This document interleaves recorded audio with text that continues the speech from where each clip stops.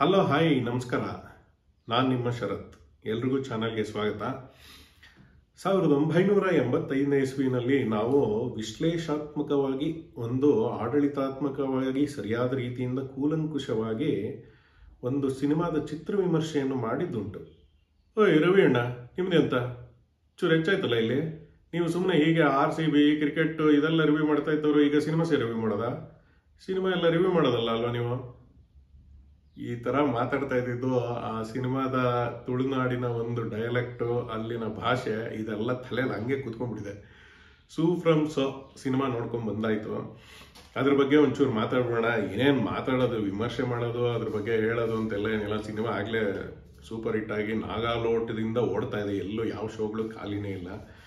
Cinema ನೋಡ್ಕೊಂಬಂದೆ. ಈ cinema ಹೇಗೆ ಅನ್ನಿಸ್ತು, ಇದ್ರ ಬಗ್ಗೆ ಒಂಚೂರು ಮಾತಾಡೋಣ ಅಂತ ಈ ವಿಡಿಯೋ ಮಾಡ್ತಾ ಇದ್ದೀನಿ. ಎಲ್ರೂ ಕೊನೆವರೆಗೂ ನೋಡಿ. ವಿಡಿಯೋ ತುಂಬ ಇಷ್ಟ ಆಯಿತು ಅಂತಂದರೆ ದಯವಿಟ್ಟು ಸಬ್ಸ್ಕ್ರೈಬು, ಲೈಕು ಈ ಥರ ಎಲ್ಲ ಮಾಡಿ. ನನಗೂ ಖುಷಿ ಆಗುತ್ತೆ. ಕಮೆಂಟ್ಸ್ ಕೂಡ ಮಾಡಿ. ನಿಮ್ಗೇನು ಅನ್ನಿಸ್ತು, ಸಿನಿಮಾ ನೋಡಿದ್ದೀರಾ ಅಥವಾ ನೋಡಬೇಕು ಅಂದ್ಕೊಂಡಿದ್ದೀರಾ, ಇದ್ರ ಬಗ್ಗೆ ಎಲ್ಲ ಒಂಚೂರು ಅದರಲ್ಲಿ ಕಮೆಂಟ್ಸ್ ಮಾಡಿ. From so, Sulochana from Someshwara. First Sulochana from Someshwara ಅನ್ನೋದು ಪೋಸ್ಟರ್ ಗಮನಿಸಿರ್ತೀರಾ ಅನ್ಕೊಂತೀನಿ. ಅದನ್ನ ನೋಡಿದ್ರೇ ಒಂಥರ ಖುಷಿ ಆಗುತ್ತೆ. ಅದರಲ್ಲಿರೋ ಒಂದು ಕ್ರಿಯಾಶೀಲತೆ ಅಂಡ್ ಕ್ರಿಯೇಟಿವಿಟಿ ಆ ಪೋಸ್ಟರ್ ಮಾಡಿದವ್ರಿಗೆ ಫಸ್ಟ್ ಸಲ್ಲಬೇಕು. ಏನು ಅಂತಂದ್ರೆ ಆ ಸೂನಲ್ಲಿ ನೋಡಿ ಒಂದು ಕುಂಕುಮ ಇದೆ, ಸುಲೋಚನಾ ಅನ್ನೋದು ಅದಕ್ಕೆ ಕಾಣುತ್ತೆ. ಒಂದು ಹೆಂಗಸಿನ ಹೆಸರು ಅಂತ ಬರುತ್ತೆ. ಸೋಮೇಶ್ವರ ಅನ್ನೋದಕ್ಕೆ ಆ ಲೊಕೇಶನ್ನ ಪಿನ್ ಮಾಡಿದ್ದಾರೆ. ಮ್ಯಾಪಲ್ಲಿ ನಾವು ಪಿನ್ ಹಾಕ್ತೀವಲ್ಲ ಆ ಥರ. ಸೊ ಇದು ಒಂದು ಊರ ಹೆಸರು ಅಂತ. ಆಮೇಲೆ ಅಲ್ಲೊಂದು ಡೆಡ್ ಬಾಡಿ, ಆ ಡೆಡ್ ಬಾಡಿ ಮೇಲೆ ಬಂದಿರೋದು. ಏನು ಸಖತ್ ಕ್ರಿಯಾಶೀಲತೆ ಅಂಡ್ ಕ್ರಿಯೇಟಿವಿಟಿ, ಅಬ್ಬಾಬಾ ಸಖತ್ತಾಗಿ ಮಾಡಿದ್ದಾರೆ. ಸಿನಿಮಾ ಫಸ್ಟ್ ರಿಲೀಸ್ ಆಯಿತು ಹೋದ್ವಾರನೇ ಎಲ್ಲ ಏನಪ್ಪ ಸಿಕ್ಕಾಪಟ್ಟೆ ಅದೇನೋ ಪೇಯ್ಡ್ ಪ್ರೀಮಿಯರ್ ಅಂತ ಮಾಡಿ ಎಲ್ಲ ಮಾಡಿದ್ರು. ಅದು ಮಾಡಿದಾಗ್ಲೇ ಅದಾದ ತಕ್ಷಣ ವೀಕೆಂಡ್ ಹೋಗೋಣ ಏನು ಅಂತ ಈಗ ನೋಡಿದ್ರೆ ಎಲ್ಲಿ ಖಾಲಿನೇ ಇಲ್ಲ. ಒಂಥರ ಎಲ್ಲ ಮೇಯ್ನ್ ಇರಬೇಕಾದಂಥ ಒಳ್ಳೊಳ್ಳೆ ಥಿಯೇಟರ್ ಜಾಗದಲ್ಲೆಲ್ಲ ಫುಲ್ಲು ಸೀಟುಗಳು ಖಾಲಿ ಆಗೋಯ್ತು ನಾನು ನೋಡೋಷ್ಟರಲ್ಲಿ. ಎಲ್ಲೆಲ್ಲೋ ಇತ್ತು. ನನಗೆ ಇವಾಗ ಒಂಥರ ಹೆಂಗಾಗ್ಬಿಟ್ಟಿದೆ ಅಂದರೆ ಸಿಕ್ಕಾಪಟ್ಟೆ ಶೋಕಿ ಜಾಸ್ತಿಯಾಗಿ ವಿಪರೀತ ಏನೇನೋ ಒಂಥರ ಅತಿ ಆಡೋದು ಅಂತಾರಲ್ಲ, ಹಂಗಾದಂಗೆ ಆಗೋಗಿದೆ ಅನಿಸುತ್ತೆ. ಯಾವುದ್ಯಾವುದೋ ಥಿಯೇಟ್ರು ಇಲ್ಲಿಗೆಲ್ಲ ಹೋದ್ರೆ ಇಲ್ಲಿಗೆ ಹೋಗ್ಬೇಕು, ಚೆನ್ನಾಗಿರಬೇಕು ಆ ಥರ ಎಲ್ಲ ಅಂದ್ಕೊಂಡು ನಮ್ಗೆ ಬೇಕಾದಂಗೆ ಅಲ್ಲಿ ಒಳ್ಳೆ ಸೀಟ್ ಸಿಗಬೇಕು. ಆ ಥರದ್ದು ಯಾವ ಥಿಯೇಟ್ರ್ಗಳು ಹೋದ್ವಾರ ಸಿಗಲಿಲ್ಲ. ಸರಿ, ಎಲ್ಲೂ ಅದಕ್ಕೆ ಹೋಗೋದೇ ಬೇಡ ಅಂತ ಸುಮ್ಮನೆ ಬಿಟ್ಟಿದ್ವಿ. ಇನ್ನು ವೀಕ್ ಡೇ ಅಂತೂ ಹೋಗೋ ಸಂಬಂಧನೇ ಇಲ್ಲ. ಸರಿ, ಈ ವೀಕೆಂಡ್ ಕಾಯ್ಕೊಂಡು ಈ ವೀಕೆಂಡ್ ಹೋಗಿ ನೋಡ್ಕೊಂಡು ಬಂದೆ. ಆಬ್ವಿಯಸ್ಲಿ ಸಿನಿಮಾ ಸೂಪರ್ ಇಷ್ಟ ಆಗೋಯ್ತು. ಒಂದೊಂದ್ಸಲ ಈ ಥರ ಸಿನಿಮಾಗಳು ಏನಂದರೆ ಹಿಂಗೆಲ್ಲ ವಿಪರೀತ ಹೈಪ್ ಕೊಟ್ಟು ಏನೇನೋ ಪಬ್ಲಿಸಿಟಿ ಎಲ್ಲ ಆಗಿ ಒಂದೊಂದ್ಸಲ ವರ್ಕೂ ಆಗಲ್ಲ. ಅವು ಹೋದಾಗ ಏನಪ್ಪ ಈ ಫಿಲಮ್ ಹಿಂಗೆಲ್ಲ ಹೇಳಿದ್ರು ಅನ್ನೋ ಥರ ಎಲ್ಲ ಅದೊಂದು ಭಯ ಒಂದಿತ್ತು ಕಾರ್ನರಲ್ಲಿ. ಬಟ್ ಫಿಲಮ್ ಮಾತ್ರ ಭಾಳ ಚೆನ್ನಾಗಿತ್ತು. ನನಗಂತೂ ಸಖತ್ ಇಷ್ಟ ಆಗಿ ವರ್ಕ್ ಆಯಿತು. ಏನೇನು ಇಷ್ಟ ಆಯಿತು, ನನಗೆ ಯಾವುದ್ಯಾವುದು ಅಂಶಗಳು ಭಾರಿ ಇಷ್ಟ ಆಯಿತು ಅನ್ನೋದ್ರ ಬಗ್ಗೆ ಒಂಚೂರು ಹೇಳ್ತೀನಿ. ಮೊದಲನೇದಾಗಿ ಸಿನಿಮಾದ ಬರವಣಿಗೆ ಮತ್ತು ನಿರ್ದೇಶನ. JP ತುಮಿನಾಡ್ ಇವರೆಲ್ಲ ಏನು ಹೊಸ ತಂಡ ಅಥವಾ ಹೊಸ ಟೀಮ್ ಏನಲ್ಲ. ಇವ್ರನ್ನೆಲ್ಲ ಹೊಸಬ್ರು ಮಾಡಿರೋದು. ಈ ಥರದ್ದು ಹೊಸಬ್ರು ಮಾಡಿರೋದೇನಲ್ಲ. ಇವರೆಲ್ಲ ಸಿನಿಮಾ ರಂಗದಲ್ಲಿ, ಚಿತ್ರರಂಗದಲ್ಲಿ, ಅದರಲ್ಲೂ ಈ ಮಂಗಳೂರು ರಾಜ್ ಪಿ ಶೆಟ್ಟಿ ಇವರ ಅವ್ರದ್ದೊಂದು ತಂಡ ಅಂತೆಲ್ಲ ಈಗ ಮಾಡ್ಕೊಂಡಿದಾರಲ್ಲ, ಇವ್ರುಗಳ ತಂಡದಲ್ಲಿ ಮುಂಚೆಯಿಂದನೂ ಒಂಥರ ಆಸ್ಥಾನ ಕಲಾವಿದರು ಅನ್ನೋ ಥರನೇ ಎಲ್ಲರೂ ಇದ್ರು. ಎಲ್ಲ ಇವ್ರನ್ನ ರವಿಯಣ್ಣನ ಪಾತ್ರ ಮಾಡಿರೋರಂತೂ ಶನಿ ಇಲ್ಲ ಗುರು ಅಂತನೋ ಏನೋ ಕರೀತಾರೆ. ಅವರು ಎಲ್ಲ ಆವಾಗ ಭುಜಂಗ ಒಂದು ಉಗ್ರ ಹೋರಾಟ ಮಾಡುವ ಬಾರೆ ಆ ಥರ ಎಲ್ಲ ಅವಾಗಿಂದನೂ ಆ ಮನುಷ್ಯ ಇದ್ದೇ ಇದ್ದಾರೆ. ಅವರು ಮತ್ತೆ ದೀಪಕ್ ರೈ, ಪ್ರಕಾಶ್ ತುಮಿನಾಡ್ ಅಂತೂ ಕೇಳೋಂಗೆ ಎಲ್ಲ ಒಳ್ಳೆ ಆರ್ಟಿಸ್ಟ್, ಅವರಂತೂ ಇದ್ದೇ ಇದ್ದಾರೆ. ಇವರೆಲ್ಲರೂ ಹಳೆ ತಂಡನೇ. ಬಟ್ ಇವರು ಕೈ ಹಾಕಿದ ಕೆಲಸ ಅಥವಾ ಯೋಜನೆ ಹೊಸದು ಅಂತ ಹೇಳಬೇಕು. ಏನಂದ್ರೆ JP ತುಮಿನಾಡು ನಾಟಕಗಳ ನಿರ್ದೇಶನ ಇವುಗಳೆಲ್ಲ ಮಾಡ್ತಾ ಇದ್ರಂತೆ.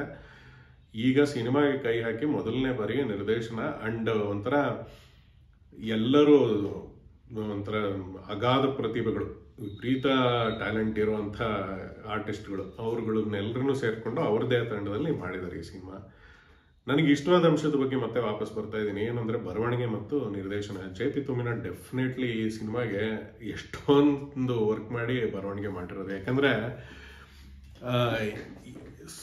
ಅಷ್ಟು ಸುಲಭ ಅಲ್ಲ ಮಾತು. ಯಾಕಂದ್ರೆ ಈ ತರ ಬರಿಬೇಕಾದ್ರೆ, ಅದು ಮೊದಲನೇ ಸಾರಿ ಮಾಡ್ಬೇಕಾದ್ರೆ ಒಂದ್ ಸ್ವಲ್ಪ ಓವರ್ಬೋರ್ಡ್ ಹೋಗ್ಬಿಟ್ಟು ಹೆಚ್ಚಿಗೆ ಏನಾದ್ರು ಮಾಡಕ್ಕೆ ಹೋಗಿ ಅದೆಲ್ಲ ಆಗೋಗ್ಬಿಡ್ತು ಅಂತಂದ್ರೆ ಜನರನ್ನ ಹಿಡಿದಿಟ್ಕೊಂಡು ಈ ರೀತಿ ಒಂದು ಕಲಾಕೃತಿ ಆಚೆ ಬರೋದಕ್ಕೆ ಸಾಧ್ಯ ಇಲ್ಲ. ಬಹಳ ಚೆನ್ನಾಗಿ ಬರೆದಿದ್ದಾರೆ. ಅಂಡ್ ಎಲ್ಲೂ ಒಂದೊಂದು ಸೀನಲ್ಲೂ ಒಂದೊಂದು ಸೀನ್ ರೈಟಿಂಗ್ ಬರಿಬೇಕಾದ್ರೂ ಎಲ್ಲೂ ಬೋರ್ ಆಗದೆ ಇರೋ ರೀತಿ ನೋಡ್ಕೊಂಡಿದ್ದಾರೆ. ಅದನ್ನು ಇದು ವರ್ಕ್ ಆಗಲೇಬೇಕು, ಇದು ಚಿತ್ರಕ್ಕೆ ಅತ್ಯಗತ್ಯವಾಗಿ ಡೆಫಿನೆಟ್ಲಿ ಬೇಕೇ ಬೇಕು ಅನ್ನೋದನ್ನ ಮಾತ್ರ ಇಟ್ಕೊಂಡು ಮುಲಾಜ್ ಇಲ್ದಂಗೆ ಯಾರಿಗೂ ಬಿಲ್ಡಪ್ ಅದು ಇದು ಕೊಡದ ಹಾಗೆ ಎಲ್ಲ ತುಂಬ ಚಾಕಚಕ್ಯತೆ ವಹಿಸಿ ಸಖತ್ ಡೀಟೇಲಿಂಗ್ ಆಗಿ ಮಾಡಿದ್ದಾರೆ. JP ತುಮಿನಾಡ್ ಅವ್ರಿಗೆ ಇದರಿಂದ ಒಂದು ಹ್ಯಾಟ್ಸ್ ಆಫ್ ಹೇಳಲೇಬೇಕು ಡೆಫಿನೆಟ್ಲಿ. ಅವ್ರಿಗೆ ಹೆವಿ ಟ್ಯಾಲೆಂಟ್ ಅಂತೂ ಇದೆ.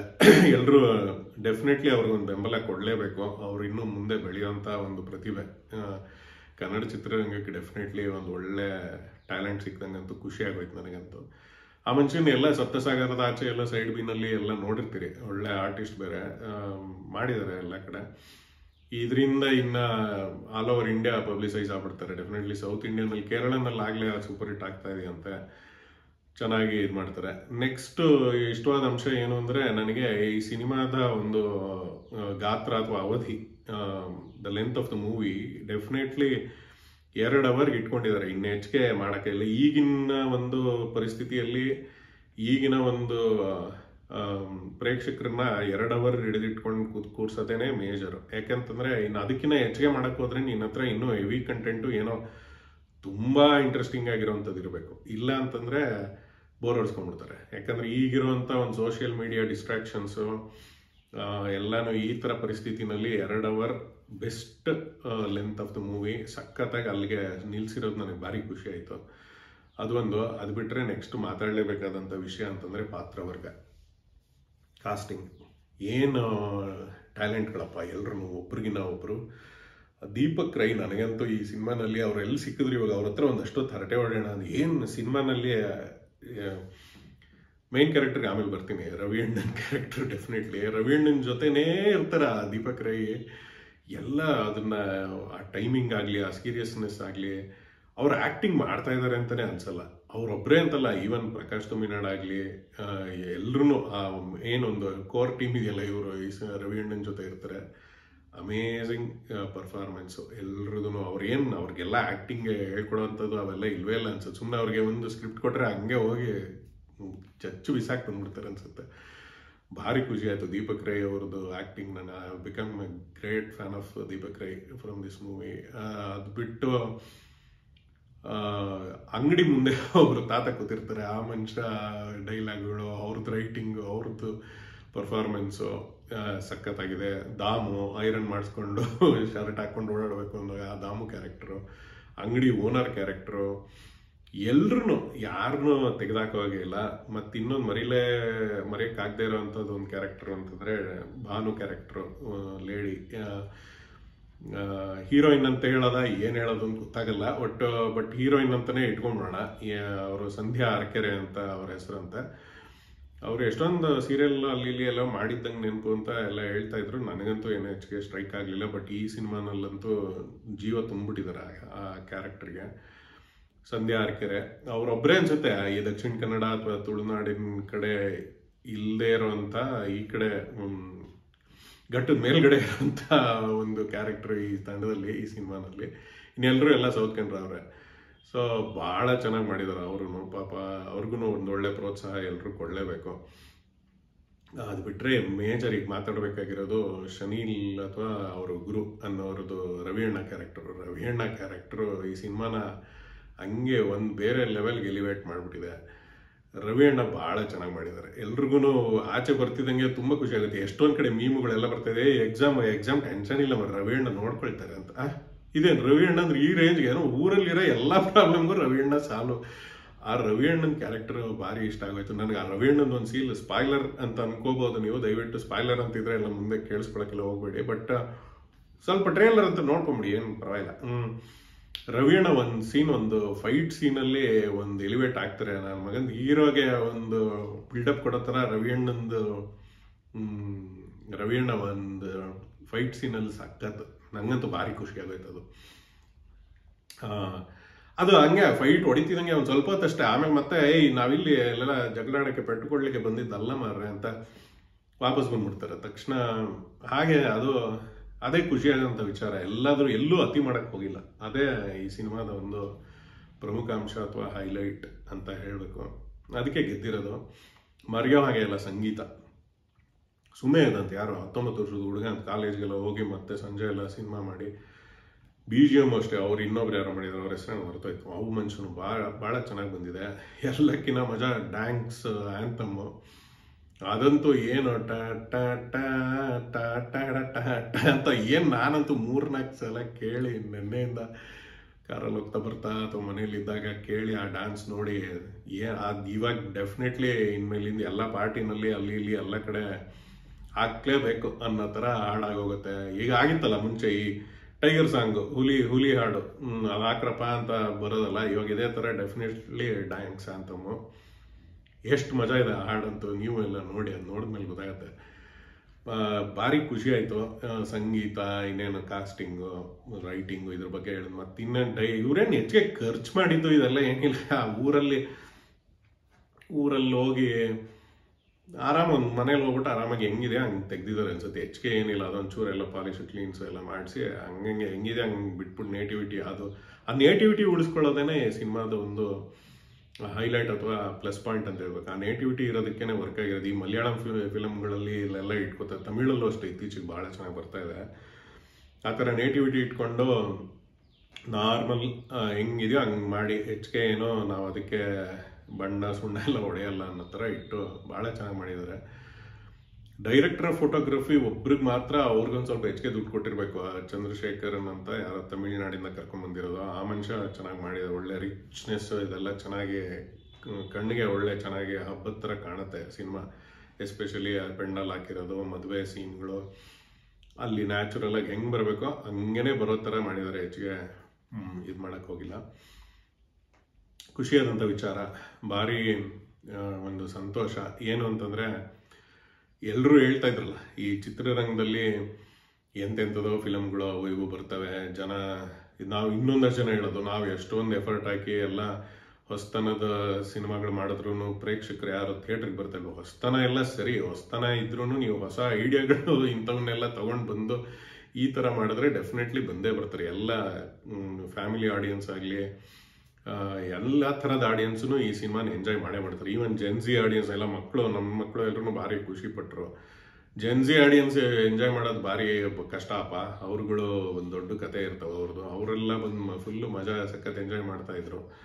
ಎಲ್ಲ ನಾನು ಸಿನಿಮಾಗೆ ಹೋದಾಗ ಎಲ್ಲ ಥರದ್ದು ಎಲ್ಲ ಒಂದು ಏಜಿನ ಆಡಿಯನ್ಸ್ ಕೂಡ ಇದ್ರು ಅಲ್ಲಿ. ಎಲ್ಲ ತಾತ ಅಜ್ಜಿದಿರೋ, ತಂದೆ ತಾಯಂದರು, ಮಕ್ಕಳು ಎಲ್ಲರೂ ಕತ್ಕೊಂಡ್ಬಂದ್ರು. ಫುಲ್ ಎಲ್ಲರೂ ನಕ್ಕು ಮಜಾ ಮಾಡ್ಕೊಂಡು ಪಾಪ್ಕಾರ್ನ್ ತಿನ್ಕೊಂಡು ಸಖತ್ ಮಜಾ ಮಾಡ್ತಾಯಿದ್ರು. ನೀವು ಆರಾಮಾಗಿ ಹೋಗಿ ಎಲ್ಲ ನೋಡ್ಬೋದು. ಸೊ ಥಿಯೇಟ್ರಿಗೆ ಬರಲ್ಲ ಅನ್ನೋದು ಈ ಮಾತೆಲ್ಲ ಸುಳ್ಳು, ಬಂದೇ ಬರ್ತಾರೆ. ಯಾಕಂದರೆ ಈ OTT ಇವುಗಳಲ್ಲೆಲ್ಲ ಒಂದು ಅದೇ ಥರದ್ದು ಒಂದು ಹಳೆಯ ಸೂತ್ರಗಳಿಗೆ ಜೋತು ಬಿದ್ದು ಇವಾಗ ಅದನ್ನು ಒಂಥರ ಬೋರ್ ಆಗಿ ಸ್ಟಾರ್ಟ್. ಎಲ್ಲ ಕ್ರೈಮ್ ಥ್ರಿಲ್ಲರ್ಸು, ಒಂಥರ ಎಡ್ಜ್ ಆಫ್ ದ ಸೀಟು ಇಂಥವೆಲ್ಲ ನೋಡಿ ಬೇಜಾರಾಗಿರುತ್ತೆ. ಅವುಗಳನ್ನೇ ನೋಡೋದು, ಯೂಟ್ಯೂಬಲ್ಲಿ ಅಂಥದೇ ವೀಡಿಯೋಸು, ಶಾರ್ಟ್ಸು, ರೀಲ್ಸು ಇದೆಲ್ಲ ನೋಡಿ ಒಂದು ಒಳ್ಳೆ ಪಿಕ್ನಿಕ್ ಥರ ಆಗುತ್ತೆ. ಹೋಗಿ ಆರಾಮಾಗಿ ನೋಡಿಕೊಂಡು ಈ ಥರ ಬರ್ಬೋದು. ಈ ಥರ ಸಿನಿಮಾಗಳು ಮಾಡಿದ್ರೆ ಡೆಫಿನೆಟ್ಲಿ ಪ್ರೇಕ್ಷಕ ಇಷ್ಟಪಟ್ಟೇ ಪಡ್ತಾನೆ, ನಿಮ್ಮನ್ನು ಗೆಲ್ಲಿಸ್ತಾನೆ, ಪ್ರೋತ್ಸಾಹ ಇದ್ದೇ ಇರುತ್ತೆ. ಅದರಲ್ಲೂ ಕನ್ನಡದ ಪ್ರೇಕ್ಷಕರು ತುಂಬ ಬ್ರಿಲಿಯಂಟ್ಸು. ಸುಮ್ಮನೆ ಹೋಗಿ ದುಡ್ಡೆಲ್ಲ ಹಾಳು ಮಾಡ್ಕೊಂಡೆಲ್ಲ ಬರಲ್ಲ. ಎಲ್ಲ ಚೆನ್ನಾಗಿದೆ ಈಗೆಲ್ಲ ಹಿಂಗೆಲ್ಲ ಹೇಳ್ತಿದ್ದಾರೆ ಅಂದಾಗ ಡೆಫಿನೆಟ್ಲಿ ಎಲ್ಲರೂ ನೋಡ್ತಾರೆ. ಈ ಥರ ಸಿನಿಮಾಗಳು ಮಾಡಿ ಎಲ್ಲರೂ ನಾವು ನೋಡ್ತೀವಿ, ಖುಷಿಯಾಗುತ್ತೆ. ಎಲ್ರಿಗೂ ಮತ್ತೊಮ್ಮೆ ಅಭಿನಂದನೆಗಳು ಚಿತ್ರತಂಡಕ್ಕೆ. ಭಾರಿ ಖುಷಿ ಆಯ್ತು. ಈ ಥರ ಒಂದು ಚಿತ್ರತಂಡನ ಪ್ರೋತ್ಸಾಹ ಮಾಡಿದ ರಾಜ್ ಬಿ ಶೆಟ್ಟಿ ಅವ್ರಿಗೊಂದು ಅಭಿನಂದನೆಗಳು. ಅವ್ರಿಗೂ ಈ ಅಭಿನಂದನೆಗಳು ಸಲ್ಲಲೇಬೇಕು. ಚೆನ್ನಾಗಿದೆ. ಅವ್ರ ತಂಡ ಹೀಗೆ ಮುಂದುವರಿತಾ ಇರಲಿ. ಎಲ್ಲ ಹೀಗೆ ನೋಡಿಕೊಂಡು ಸಿನಿಮಾಗಳನ್ನ ನೋಡ್ಕೊಂಡು ನಾವು ಎಂಜಾಯ್ ಮಾಡ್ತಾ ಇರೋಣ. ನೀವು ಎಲ್ಲ ಈ ವೀಕೆಂಡ್ ಇನ್ನೇನು ಆಗೋಯ್ತು, ಭಾನುವಾರ ಟಿಕೆಟ್ ಸಿಗೋದು ಡೌಟೆ. ಯಾವಾಗ ಸಿಗುತ್ತೋ ಅವಾಗ ಹೋಗಿ ಥಿಯೇಟ್ರಲ್ಲೇ ಆದಷ್ಟು ನೋಡಿ. ಖುಷಿಯಾಗುತ್ತೆ, ತಂಡಕ್ಕೂ ಒಂದು ಪ್ರೋತ್ಸಾಹ ಸಿಕ್ತಾಗುತ್ತೆ. ನಿಮ್ಗಂತೂ ಡೆಫಿನೆಟ್ಲಿ ಸಂತೋಷ ಆಗುತ್ತೆ, ಅದಕ್ಕೆ ಮೋಸನೇ ಇಲ್ಲ. ನೆಗೆಟಿವ್ಸ್ ಬಗ್ಗೆ ಮಾತಾಡಬೇಕು ಈ ಥರದ್ದೆಲ್ಲ ಹೇಳ್ತಾರೆ. ನೆಗೆಟಿವ್ಸ್ ಎಲ್ಲ ಸಿನಿಮಾಲೂ ಇದೆ. ಅದು ಎಷ್ಟೊಂದು ಕಡೆ ತುಂಬ ಕುಡ್ತದ್ದು ಎಲ್ಲ ಬರುತ್ತೆ. ಕುಡ್ತದ್ದೆಲ್ಲ ಈಗಿನ ಕಾಲದಲ್ಲಿ ಕುಡಿಯದೇ ಇರೋರಿಗೆ ಅದರದ್ದು ಇದೆಲ್ಲ ಗೊತ್ತಿರಲ್ಲ. ತುಂಬ ಕುಡ್ತಾ ಇದ್ರ ಬಗ್ಗೆ ಎಲ್ಲ ಹೆಚ್ಚಿಗೆ ಗೊತ್ತಿರೋರಿಗೆ ಅದ್ರದ್ದು ಇಂಟೆನ್ಸಿಟಿ ಅಲ್ಲೆಲ್ಲ ಯಾವ ರೇಂಜಲ್ಲಿ ಕುಡಿತಾರೆ, ಅದು ಕುಡಿದಾಗ ಏನೇನಾಗುತ್ತೆ ಅನ್ನೋದು ಈ ಸಿನಿಮಾಲಿ ಅದು ನ್ಯಾಚುರಲ್ ಆಗೇ ಬಂದಿದೆ. ಅದರಲ್ಲಿ ಏನು ತಲೆ ಕೆಡಿಸ್ಕೊಳ್ಳೋಂಥದ್ದು ಏನೂ ಇಲ್ಲ. ಅದಕ್ಕೆ ಎಷ್ಟು ಬೇಕೋ ಅಷ್ಟು ಮಾಡಿದ್ದಾರೆ ಸಿನಿಮಾನಲ್ಲಿ. ಚೆನ್ನಾಗಿ ಬಂದಿದೆ, ಅದನ್ನು ನೋಡ್ಬೋದು. ಸೊ ಏನೋ ಆ ಥರ ಎಲ್ಲ ನೆಗೆಟಿವ್ಸ್ ನೋಡ್ಕೊ ಅಂತ ಕೆಟ್ಟ ಪ್ರಯತ್ನಗಳೆಲ್ಲ ಮಾಡೋಕ್ಕೆ ಹೋಗಲೇಬಾರ್ದು. ಸಖತ್ತಾಗಿತ್ತು, ಎಂಜಾಯ್ ಮಾಡ್ಕೊಂಡು ಬಂದಿದ್ದಾಯಿತು ಅಷ್ಟೇ. ನಾವು ಹೀಗೆ ನೋಡ್ತಾ ಇರೋಣ, ನೀವು ಹೀಗೆ ಚಾನಲ್ನ ಪ್ರೋತ್ಸಾಹಿಸ್ತಾರೆ. ಮತ್ತು ಇವತ್ತು ಹಾಗೆ ಒಂದು ಮ್ಯಾಚ್ ಬೇರೆ ಉಂಟಲ್ಲ ಮರ, ಅದು ಬೇರೆ ಒಂದು ಸಾವು ಎಂತ ಹೋಗಿ ನೋಡ್ಬೇಕಲ್ಲ, ಇಂಡಿಯಾ ಗೆಲ್ತದ ಇಲ್ವಾ ಅಂತ. ಹಾಗೆ ಸಿಗ್ತಾ ಇರುವ, ಬಾಯ್.